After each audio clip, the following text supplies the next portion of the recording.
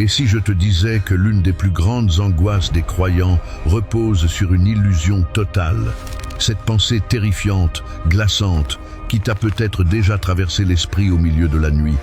Est-ce que j'ai commis l'erreur de trop? Est-ce que Dieu en a fini avec moi? Est-ce que j'ai perdu mon salut? Aujourd'hui, nous allons trancher cette question une bonne fois pour toutes, non pas avec des opinions humaines, mais avec la parole de Dieu. Prépare-toi, car la vérité biblique sur ton salut va briser tes chaînes ou te confronter à la réalité de ton cœur. Beaucoup vivent leur foi avec une épée de Damoclès au-dessus de la tête.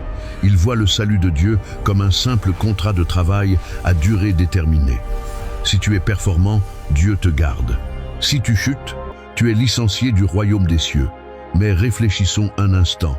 Si tu pouvais perdre ton salut par tes mauvaises actions, cela voudrait dire que tu l'avais mérité par tes bonnes actions. Or, que dit la Bible? Dans Éphésiens chapitre 2, versets 8 et 9, il est écrit « Car c'est par la grâce que vous êtes sauvés, par le moyen de la foi. Et cela ne vient pas de vous, c'est le don de Dieu. Ce n'est point par les œuvres, afin que personne ne se glorifie.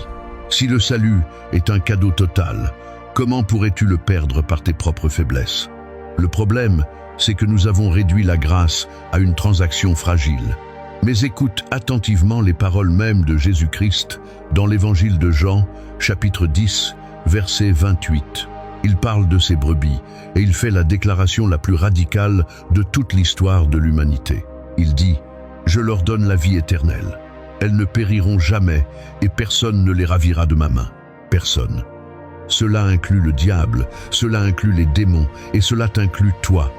Quand Dieu te prend dans sa main, il ne te lâche pas au premier faux pas. L'apôtre Paul pousse cette certitude à son paroxysme dans Romains chapitre 8. Il déclare avec puissance que ni la mort, ni la vie, ni les anges, ni les dominations, ni les choses présentes, ni les choses à venir ne pourront nous séparer de l'amour de Dieu manifesté en Jésus-Christ. Mais alors, tu vas me poser la question fatale.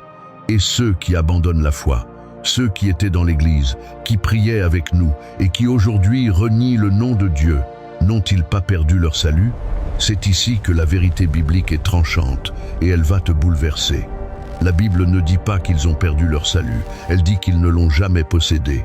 L'apôtre Jean l'explique parfaitement dans sa première épître, chapitre 2, verset 19.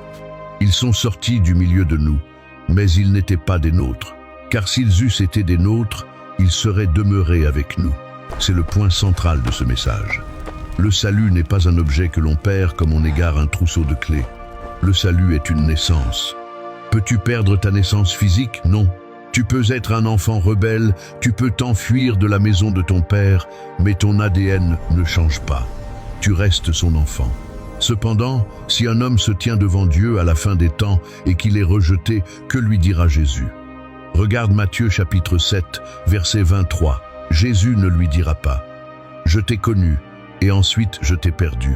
Non, Jésus lui dira « Je ne t'ai jamais connu, retirez-vous de moi, jamais connu ».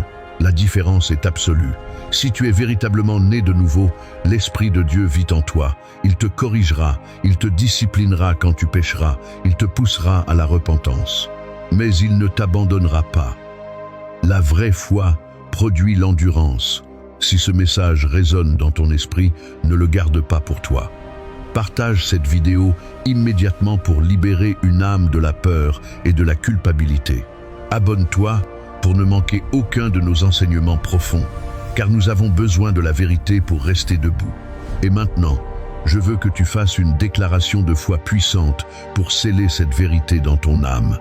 Écris avec audace dans les commentaires « Je suis gardé par la puissance de Dieu ». Repose-toi sur son œuvre à la croix. Ce n'est pas ta capacité à t'accrocher à Dieu qui te sauve, c'est la puissance de Dieu qui s'accroche à toi.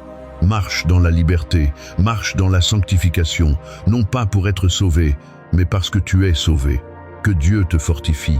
Ici, c'est Chronomystère, là où les Écritures sont examinées avec discernement.